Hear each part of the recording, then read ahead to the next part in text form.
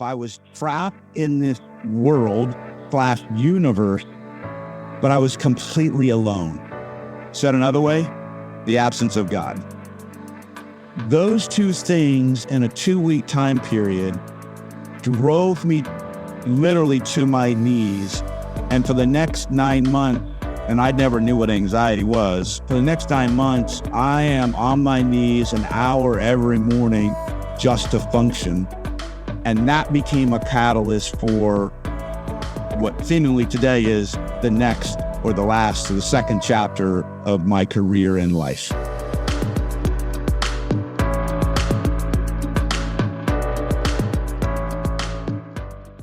Well, hello there, and welcome back to the Generosity Now podcast, where we bring you inspiring stories of generosity and whole life stewardship.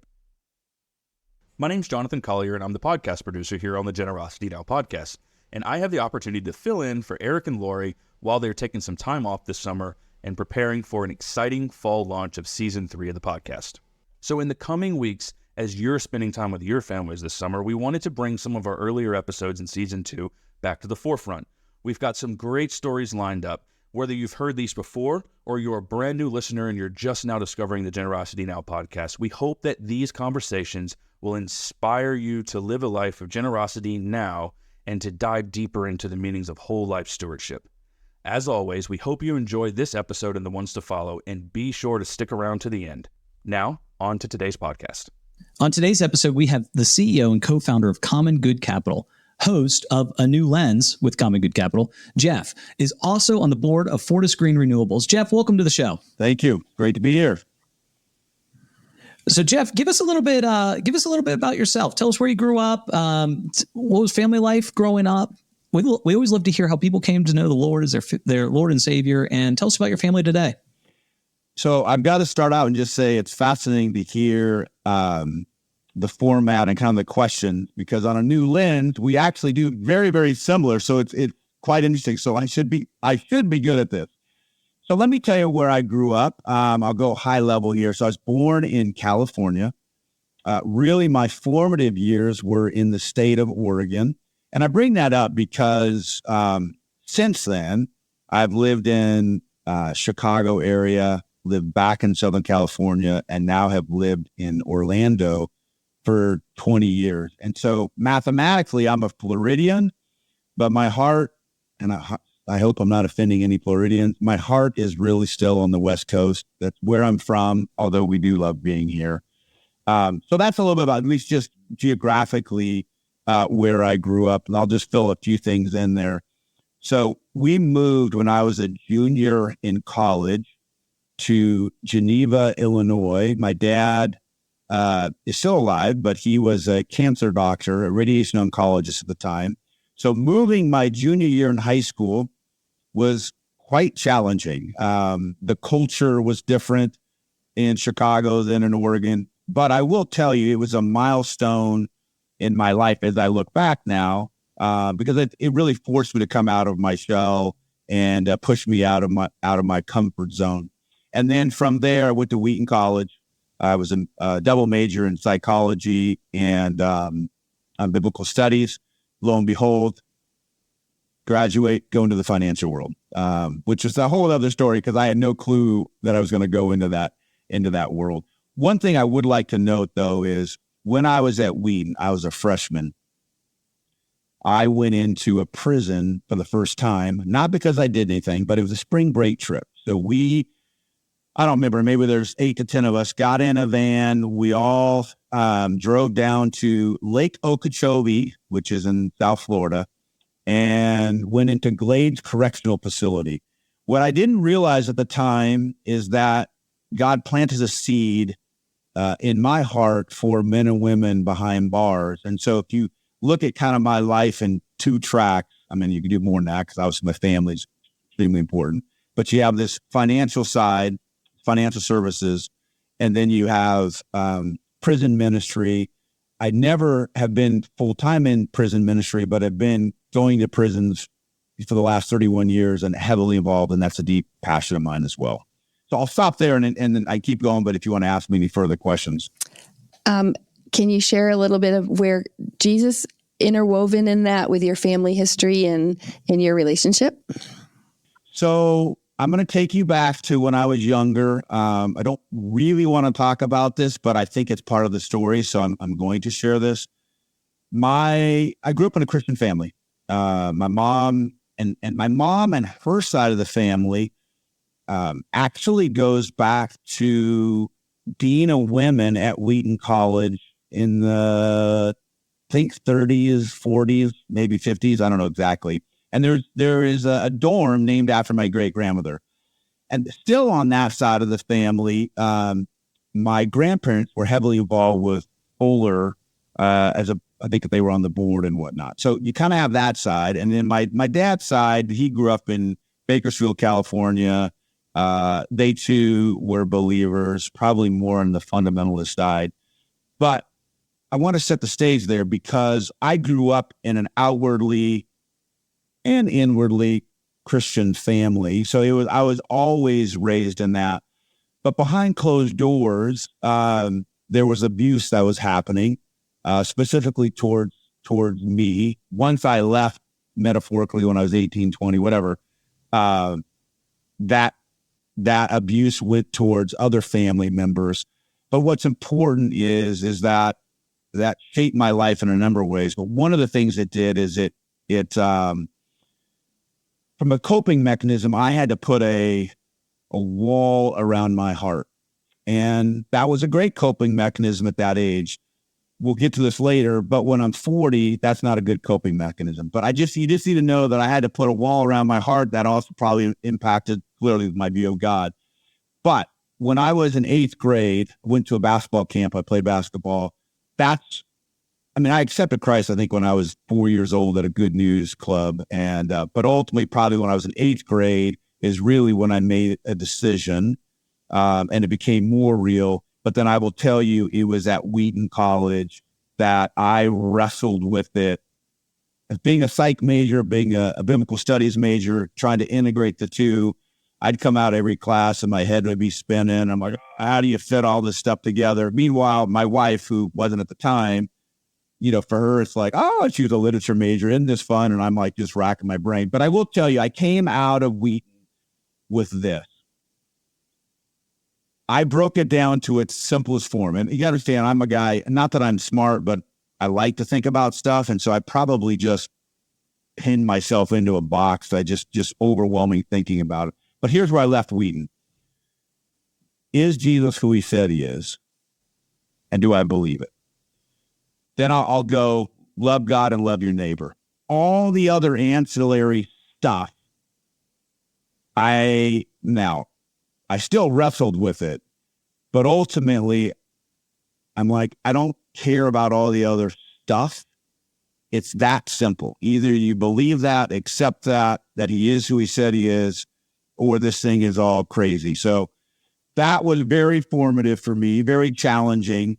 And then when I was 40, God peeled the onion back one more time. And that's where I'd say there was, and I'm sure more onions or layers will be peeled as I continue to grow older.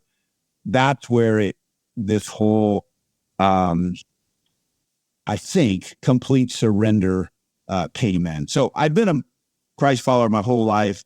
And over the last, I'm 50 today, it's like the layers just slowly keep coming off and keep going deeper, which kind of scares me because I don't know what the next layer is. Because you see there's pain in that process, but that's where I'm at. But Jeff, I would say that's probably true for all of us. I mean, God doesn't let us stay where we are. He is constantly going to take those layers off and deepen us each and every, day, month, year. I do think that that's where the wisdom comes from over time. Yeah, you talked about, we met a few years ago, Jeff, and I remember taking some notes and just remember our conversation. You talked about how impactful this time was, that God took your faith to another level when you were 40. And you've already alluded to it a little bit. You talked about how he was calling you to a different focus, a focus to engage your time, talents, and treasures in a different way. Would you share more about that? Yeah, so let me set the context. And this is not to be egotistical, but I think you need to understand where I was at to where I went. So look, I was in the financial services industry. I had been at 40, I'd been in there, so call it 18, 19 years, whatever the exact math is. And from a worldly perspective, I had a big old job. I had a ton of influence. I was making a lot of money. But what I didn't realize is that I was driven to perform, and I was married to work. Said another way, work was my God, but it really was about performance. And it wasn't so much that I cared what my colleague thought. Sure, there was some of that. It was this inner drive to fill a void that I already alluded to you, some of that earlier, which I didn't know this at the time, but I was driven to perform. So early in my life, it was academic and it was athletic.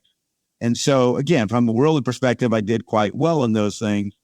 Well, when I was 40, on top of the world from a worldly perspective, about 12 to 15 things hit me all at once. Some were personal, some work related, but the culmination was a back surgery. And the metaphor that I would give you is I was on this treadmill, not only at work, but probably just in my own life in general. This treadmill, and you all can't see this, but picture the treadmill getting steeper and steeper and steeper. And I'm holding on to the front of it, and I'm walking up this thing. And the image that I had was not that I'm smarter than anybody, but I probably would have said, I'm going to outwork you and put it on. Whatever it is, put it on me, I'll carry it. The world paid me for that loyalty. The world lifted me up for that addiction. And I wasn't going to let go. There was clearly pride there. I wouldn't have called it that. I thought it was loyalty. So metaphorically, in a 3 to 4 week time period, I went into such severe back pain. And I had struggled with this for a while. For years. And it came to the point where I kind of had not emergency surgery, but literally by the day, I'm feeling the strength leave my legs. Like I'd walk upstairs and I'm like, this is getting harder to walk. And so anyways, turns out a physician who I'd met on a flight a year earlier happened to sit next to him with a back surgeon. A year prior to that, he's like, you don't need back surgery. You'll know when you need it. By the grace of God, he's following me at this point. He finds out where I'm at in the state that I'm in. He comes home early from his skiing trip. It was over Christmas time, and we go have surgery. When I woke up from that surgery, it was as if God had taken a 2x4 and physically ripped me off of that treadmill. And I metaphorically, literally ended up on my back with a broken back. And it was as if I could literally feel the adrenaline leave my body that had been storing up for the previous 40 years. Now, when I say I saw the world different, I saw trees, I saw everything else. But it's like I saw a whole nother dimension, and I don't mean it weirdly. And my desire to be at work, doing what I was doing, was completely gone. Now, mind you, I had surgery on a Friday and I went back to work on Monday. So I'll just tell you, it was this crisis of, for the first time, physically, I may not be able to do this. And so I had to wrestle for the first time that I have limitations. Fast forward 2 weeks later, they had given me so many steroids 6 weeks prior to not have surgery. Of course, I then have surgery. They give you steroids, and then I'm having steroids afterwards. I end up in a state, and this is for a whole nother deep dive. I end up in the emergency room 2 weeks after in what's called steroid psychosis. Now, I didn't know what steroid psychosis was. It was as real what I was experiencing as me talking to you today. But I will tell you the outcome of that was twofold. One, again, God then stripped me of my mental capacity for 12 to 24 hours. During that 12 to 24 hours, though, and I remember most of it, some of it I don't completely remember. but it was as if I was in the world and things weren't, I could see them, but they weren't real. And so the ultimate feeling is if I was trapped in this world/universe, but I was completely alone. Said another way, the absence of God. Those two things in a 2-week time period drove me literally to my knees. And for the next 9 months, and I never knew what anxiety was, for the next 9 months, I am on my knees an hour every morning just to function. And that became a catalyst for what seemingly today is the next or the last or the second chapter of my career in life. What a truly impactful scenario that you went through. And that then transitions to today. So not, still in the financial world, but in a very different manner. Common Good Capital. How about you give us an overview of what Common Good Capital is, the work that you do, and what are you seeking to achieve? Okay. So I'm going to take you back to that scenario a little bit because this is where it was all birthed. So let me take you 5 weeks post back surgery now. So I just told you the scenario, what was happening. So I'm sitting at a couch in our house. I am working, but I'm now working from home. And I remember sitting there and I plugged in a investment DVD. My wife and I were gonna do some investing, so I happened to plug this in, and it was affordable. It was a fund that was investing in affordable housing in the Southeast. So what they would do is they would buy these properties. At the time, a lot of them were Section 8 houses. They were poorly run down. They would buy them, infuse them with capital, fix them up, and then change the management. And their focus was loving on these residents. So you got to remember, I've got a big job. I mean, at the time, we're probably supposed to be raising $1.5 billion to go into these funds, real estate funds and whatnot. So here I am at the same time looking at this investment. Well, 2 residents shared on this little video what it was like living in this community prior to this group coming and buying the asset and then putting a new management. And one of them said, they've given my dignity back. And I remember sitting there and like, oh, wow. The next one came on and said, and by the way, they talked for maybe 20 seconds each. The next one said, yeah, and now I'm so excited to have people come to my house. And I knew what he meant or she meant, I don't remember. But you're like, it's an apartment. And that's when the light bulb went on for me where I'm like, wait a second. Investing has an impact, it has an impact on people's lives, whether you care or don't care. And so when you think about investing your capital for the benefit of others and yourself aligning with your values, and you bring your heart into this equation, you can radically change people's lives. So that was like a light bulb went on. And actually, probably 5 years prior, it solidified stuff that I had been thinking or God had been putting in my mind, but I didn't really put it all together. But here's the other thing that happened out of that. So most people talk about impact investing, faith-driven investing, aligning your investment capital to do good, to bring kingdom here on earth. But what my wife and I experienced for the first time, because my wife, does she care about investing? Not really. She's open, learns. But when we made this investment and we start to see that our capital is not only making money, but it's also benefiting these residents in a very, very significant way, my wife got involved. She was interested in what's going on. And we started to experience what I would say joy and freedom. And those are not terms you normally talk about in the investing world. Emotions that typically come in the investing world are fear and greed, but that's because you're holding on tightly. So once we surrendered that and started looking at our own value set and the value set and how it's impacting others, then we experienced joy and freedom. So it was out of all of that it became clear, there's this whole thing called impact investing. Now back in that time, it still was a relatively new term. So there was moments where like, am I nuts? Is this thing actually legit? So fast forward, I finally left that company where I was at. And this is an interesting story. I told the CEO, who was a very strong believer, hey, I'm going to go do impact investing. And his first comment, and he probably doesn't remember, his first comment is, Jeff, I question your theology. And I remember going, I went into place, I didn't even argue, whatever. So it was out of that was the catalyst and to create common good. So we created common good because we saw what was happening in the marketplace. And that is that investors are increasingly want to align their values on the investing side to make money and do good.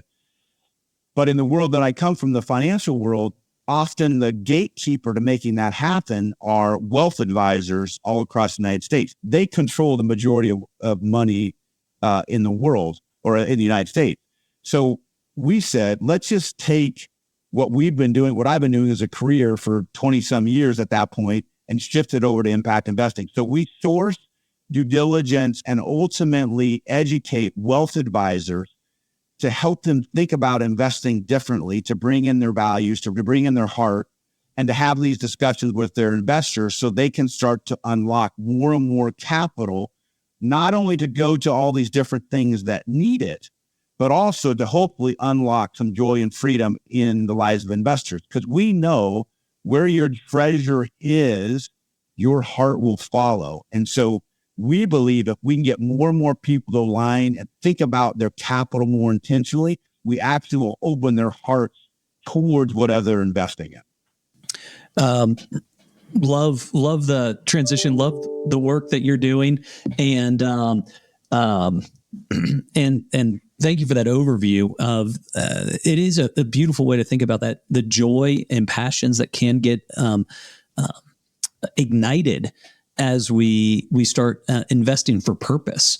And so love, I mean, not looking to share, inside tracks of investment opportunities and things like that, but like, what are some of these look like? Some of the investments that you're even working with on some of the investment advisors and all.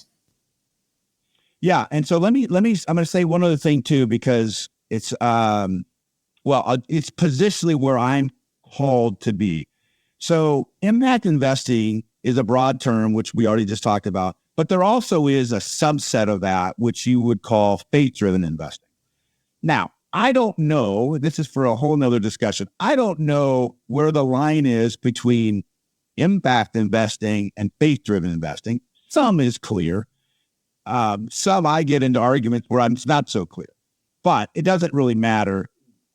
I feel called to not only be in the faith community, which is who I am, but I actually feel called to be in the secular world. So for me, it's about creating commonality between maybe some who don't have a faith and some who do. And it's also speaking in parables. So I don't feel called just to sit in the faith community, although I'm happy to help there. I feel called to go in the mainstream and quote unquote fight a bigger fight. Saying that, let me give some examples of things that we have done over the last 8 years. And some of this we do through partnerships. So it's not that we necessarily experts in every area. So we have done stuff in affordable housing that translates down into apartments, as you would think about, but it's also gone all the way down to mobile home communities as well. So that would be, and basically in both those scenarios, you are investing, you're a landlord, and you are surrounding those residents with services that probably go above and beyond traditional, investment mandates, whether it's having a chaplain there, whether it's getting nonprofits to come in and meet the needs specific to those. It's a much more intentional thing. It's not just driven by financial. You're putting other metrics involved. We've done stuff on environmental stewardship. So in the Pacific Northwest, there's an opportunity in the past that was buying timberland, and it's slowing down its production, and providing, basically going in and creating value in timberland that traditional timber owners weren't going to mess with, for example. We've done stuff. So there are pockets of areas, whether it's in the U.S., whether it's outside the U.S., that don't have access to capital. It's very hard to. So we've done some stuff lending to what's called SMEs, small to medium-sized enterprises outside the United States. They're often are lacking capital, so we've done that. I'm involved right now with I'm actually a director in a fund that invests in renewable energy in Africa. I always have to explain this because, some people take this environmental issue and view it one of two ways. Fundamentally, half of Africa doesn't have access to power, 600 million people. And so we are trying to bridge the gap and bring power. It turns out in most of the cases, the most economical option and frankly, the best for the environment is renewable. So we're doing that kind of thing. And then lastly, and there's plenty more, but I have a deep passion, as I already mentioned, for formerly incarcerated. So this is not available to the masses, but my wife and I are experimenting and learning because one day we would like to be able to allow people to invest in this. We've been investing in businesses that are run by or hire formerly incarcerated men and women. And then in fact, right before this call, my wife and I are looking to partner with a ministry that performs transitionary housing, healing, mentorship to men getting out of prison. And so we're actually looking at owning some real estate that they would rent from us in a dual mandate type scenario. So those are just some of the examples. And those examples are so helpful because it does give people understanding of what those impact investings and how wide they can be, because they're in all different types of sectors in all different parts of the country, here in the U.S., overseas. And the impact to the people is really what makes it that different type of investment. It's not just the returns that they're going to get. Yeah, and in fact, one of the reasons we started Common Good, there is no good place for investors to go to even see what are all the potential options like this that are investable. Now, we don't profile them all, and eventually, I do think that this will be more of an opportunity. But more and more funds are becoming available that fit within this genre, and it's actually really, really exciting. Because the world knows that most of the capital is tied up in business and investment. And so while you need nonprofit, the reality is, and it's unfortunate, nonprofits control just a very small amount of the capital in the world. And so the world is now saying, and this is a struggle that's happening out there today. The world is trying to figure out, how do you allocate capital within this investment and business world to influence good? The real question is what's your definition of good? And so that's the battle that's happening in the world today. Well, that's such a great segue to actually a question I was looking to ask you, Jeff. One thing that you've done with Common Good Capital is help NCF actually with some due diligence on some impact investments. And we've talked a lot about impact investing here in this episode and also along the way on the Generosity Now podcast. And so I wonder if you'd give our listeners some frameworks that they could or should consider employing when they're evaluating an impact investment, that, evaluating that good, as you just were talking about. Yeah. So, my career has been predominantly around private investments, which means, and I have been on the other side, which is public stocks and public bonds. So predominantly what we're talking about is private.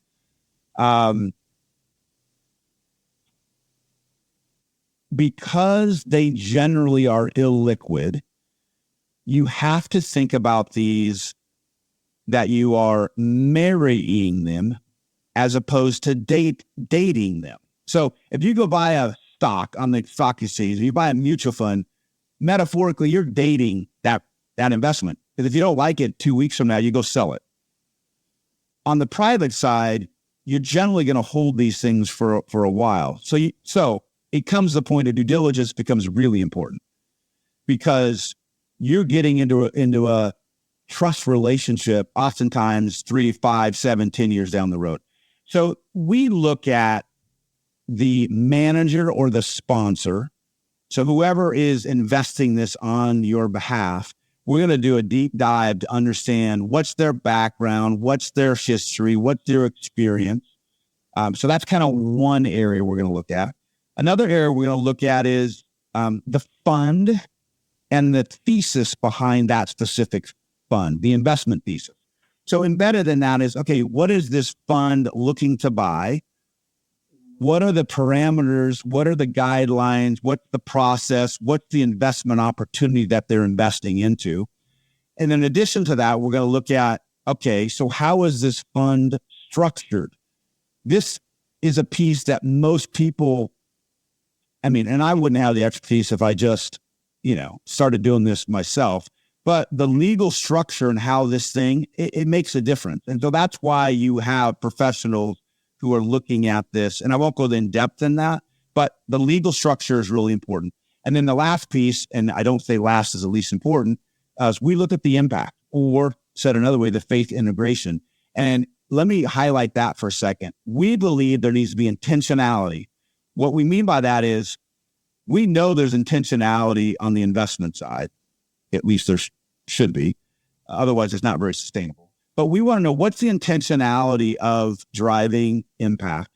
What are those goals? Do you actually have stated goals of what you're trying to impact? And then are you measuring those goals? And then are you being transparent? If you don't do those 3 or 4 things, it's not that you're not an impactful manager, an impactful fund, but we don't think it's best class, because you should be measuring this stuff. You should be reporting on it. Just like on the performance investment side, you may find out 2 years from now that you're not getting the impact that you want. Well, you need to be honest about that, and then you need to go try to fix it so that you can. So impact investing really should be driven about, we want to make a difference. And if we're not making a difference based on outcomes, then we need to check ourselves, because something is not correct or our thesis is not right. So high level, that's how we think about it. I think as an individual investor, the other thing that needs to be thought about is, do you invest in this through your DAF capital? Do you invest in it through your investment capital? What is your risk tolerance? Do you want to invest in a company? Do you want to invest in a fund? I will tell you, from 27 years of doing this, most investors should not be investing in one company in a direct. It's too risky. Now, I'm not saying you can't. And as soon as I say that, I do some of that. But most investors should be investing in a fund that has multiple things in it. So if one of them doesn't work or 2 of them don't work, the whole fund doesn't blow up or doesn't make sense. But the last thing is, you need to think about what percentage of a portfolio should be investing in this. And that's obviously a discussion you're going to want to have with professional, because there's illiquidity to them, and there is risk. But mind you, there's risk in every investment you make. And in fact, you're taking a faith every time you make an investment, but the reality is you don't think of it that way, but you are, just like you are on the impact side. And Jeff, just trying to tie some of these pieces together, you talked about that you work with faith financial advisors, but also non-faith financial advisors. So all of these financial advisors could find these funds that if they wanted to do these investments, either with their charitable capital or their just investment capital, these funds are available to people through their advisors. That's the goal. Yes. Yes, that's how it works. Part of what Common Good is trying to do, and others, we are trying to unlock more and more advisors and their firms allowing this to happen, so that discussion can be had at a bigger scale. So not everyone is set up to do this, but over time that will become more and more of the norm. Perfect. Yeah, and one thing you were talking about earlier is some of these deals are also private deals and more accredited investors, qualified purchasers. Is kind of the entry point, and where we've also talked about that's also where, and we're not suggesting that everybody takes all of their charitable capital and go into a risky investment here, but that it does open up the door for more availability even for non-accredited investors to get involved in making an impact with some of their investments through things like the Impact Foundation or some funds that are available that have already been approved for charitable investments, which is really a beautiful thing. And here's another thing that's happening in the world. So totally agree with you. The financial world is wrestling with this. The nonprofit world is wrestling with this. And I'd be curious your thoughts because you live with donors, investors all day long. But I believe, and I'm seeing it, but I believe in a big way going forward, whether it's the NCFs of the world, whether it's a financial advisor of the world, that person that you're talking to is both a donor and an investor. And they're going to need to be talked to holistically. So to some degree, they find things they're passionate about. They should and will want the flexibility to say, all right, that one I want to do on the charitable side. And it could be a grant, or it could be, I want to invest in that. And others are going to say, but I also want to do that on my investment side. So that's what's exciting as we start to engage more and more people as a whole human being. I think you're going to see a whole lot more capital flowing into this genre, whether it's charitable capital, whether it's traditional investment capital. Yeah, actually, in fact, the episode that just dropped on April the 4th on our podcast with Molly Sipity and Parker Samuelson, they were talking about this exact scenario. And these are two zillennials, young, kind of, they bridge the gap between millennials and Gen Z. And they actually, Parker talked about this time that each one of them received a reach out from this nonprofit, and they were all kind of ghosting them. And finally he's like, and they were all like kind of talking as a group of friends, like, hey, did you guys get this, plea? And they're like, yeah. And they said, Parker reached out and he talks about this, and you can go back and listen more about that. But he says like, reached out because I didn't want to ghost the guy and say, hey, I actually think that what you're describing would be a better investment than it is a charitable grant. And if you can go and set up the model, like I actually think like, and have like you said, have a compelling thesis that makes sense, then we would most likely invest in you. And I think you're right. There is a shift for some types of organizations that have been currently relying on purely charitable grant capital that need to think about different streams and how they can activate investment capital as well. And I do think it's a shift in our culture. As you alluded to, Jeff, this is new. You haven't been doing it your whole career. It's a new sector. And that's why we're trying to educate people. And truly, the charities I believe are going to catch up in this space of being able to see some of this impact investing and how they want to join this whole movement. I certainly see it on the giver side of we continually have more and more conversations with people about doing the impact investing. So let me give you an example where at a project level, where a nonprofit is leveraging charitable capital and investment capital. So in this fund that my brother and others and myself, I'm a part of, manage, we have a signed agreement to buy a solar farm that's sitting on an orphanage on the land that they own. So the orphanage is next to it, essentially. Well, what they realize, and it's brilliant, this orphanage, it's amazing. It's called Agahosa Shalom. I could talk about it for an hour. In fact, I was over there 4 weeks ago. I'll go back over in 3 weeks. But here's how this was set up. So I think in 2016, 2017, the board of Agahosa Shalom realized, hey, we've got this land that we can either sell, or what if we wouldn't created a revenue stream off of it? So essentially, they went to an institutional investor. This institutional investor built a solar farm on it, and then I think it's a 99-year lease. So we're actually in the fund going to buy that asset. So here's how this works. We'll buy the asset, our investors in the fund. We'll get the revenue from generating the solar power. And then we will, as part of the agreement, we will pick up and pay rent every year to the orphanage. And it's like $200,000 or whatever. It's 10% of their operating budget. And so there's a scenario where this nonprofit is, they have charitable capital coming in and they still need that, but they've created a sustainable model to an investment. And so they get rent for the next 95 years. And so that's some of the creative thinking that is going on.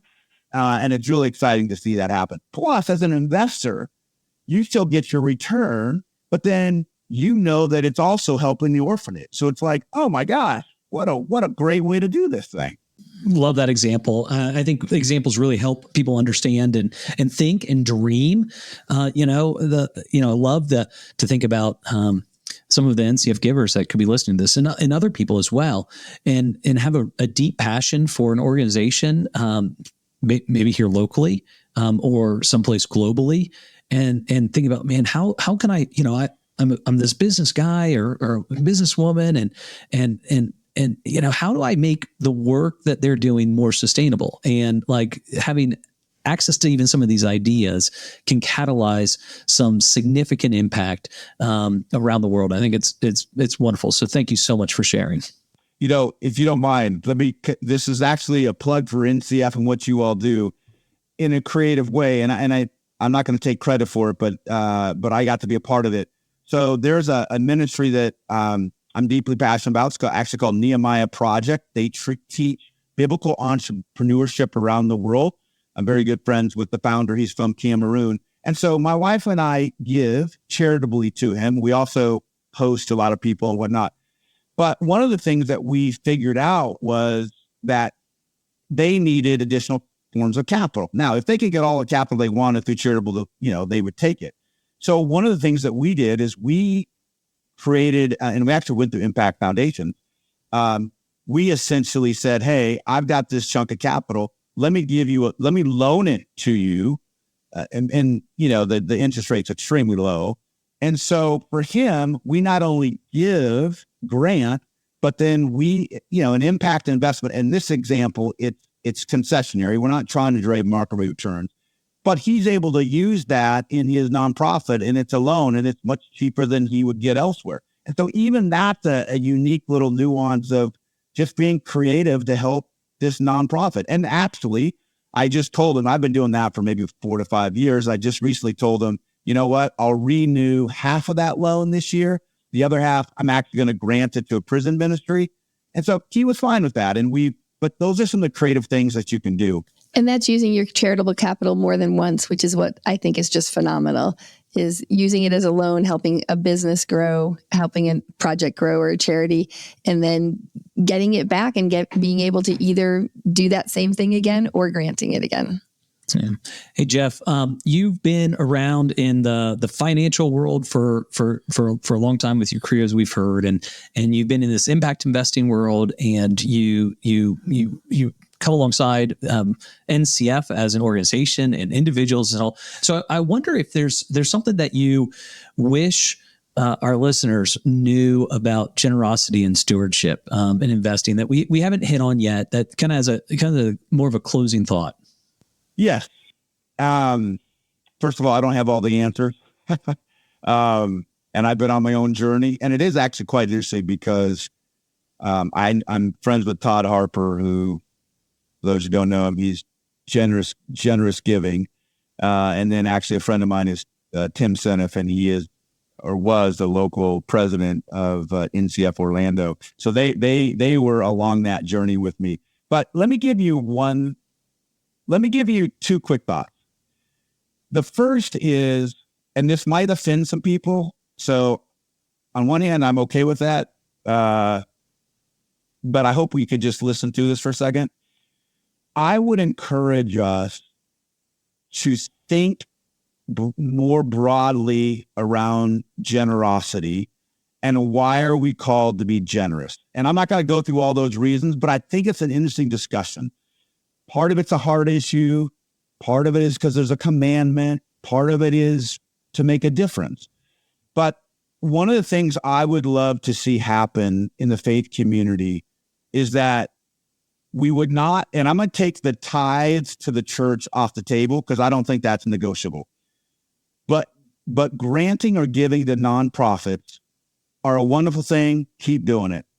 But often I would say our knee-jerk reaction is that by granting capital to that nonprofit ministry is by definition more holy than making an investment into something that's working or trying to combat that same issue that the nonprofit is. And I just want people to stop and think that in making an investment in the cause or area that you're concerned about actually might have a bigger, more lasting impact than that charity. And I know that's almost sacrilegious to say, because I don't want to disparage charities, but I think we need to challenge what generosity ultimately includes. And then the other thing tied into that is this, and this is black and white. It doesn't mean that everybody does it this way, but I'm going to say I think generally people do. In the church, tithing is probably more of a discipline. You pick whatever number that you're supposed to give, and you're being faithful and you're being obedient. That's amazing. That's wonderful. But that really is a discipline. Now, there are plenty of examples of people who take it and it's more than discipline. It is like complete surrender. But I'm going to challenge and say on the investing side, which means it's probably what's left for you and your family, and it's what you hold on to. When you think about investing open-handedly, that, and you could lose your own quote unquote capital, that's faith. Not that there is a faith in giving. It probably just depends on how much you give, but it takes real faith to take your own capital that you're going to use, that you're going to count on 25 years from now, and to say, I'm going to align it with my values. And then to me, the lesson that I've learned is, and some days I live this out, and some days I start to get tight and greedy. But as I left my first career to do impact investing, because I was trained, protect the downside. In the financial world, if you don't protect the downside, you're being a poor steward.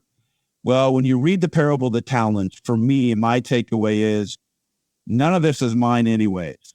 So if I'm being called to take risk, even though that it may be outside your risk to everybody else looking at it, I need to be obedient. And the outcome is not left up to me. Now, that does not mean throw caution to the wind, do stuff stupid, because I think it's an individual calling. But for me, investing in men and women who are formerly incarcerated, I can't tell you how many times I've been in the due diligence process. And in my world, if they've got a criminal background, the first thing you do, you rip it up. You can't invest in them. And here I am, not because I'm holier than thou, but because God's called me to do this. I'm like, wait, you're an ex-felon, but are there more? Because I want more people to be in there. And there's moments where I'm like, what in the world am I doing? Is this crazy? In fact, I had the pleasure, it didn't feel like it about 2 weeks ago. I had a pleasure investing in a man, and my wife and I did this, who was waiting for his sentencing. So he was in limbo land for the last 6 years. He calls me up 2 months ago and says, I'm going in front of the judge. And this happened like 2 weeks ago. So he went in front of the judge 2 weeks ago to find out, am I going to prison or not? Meanwhile, I'm sitting here back going, I just wrote a check over the last whatever for X amount. He goes to jail. That thing probably, or prison, probably goes to zero. And I had to come to a realization of, nope, I did it because I was called to do it. I wasn't being a bad steward. I was being faithful. And I think at times it'll work and at times it won't, but I'm trying to live out in obedience despite how it may look to others.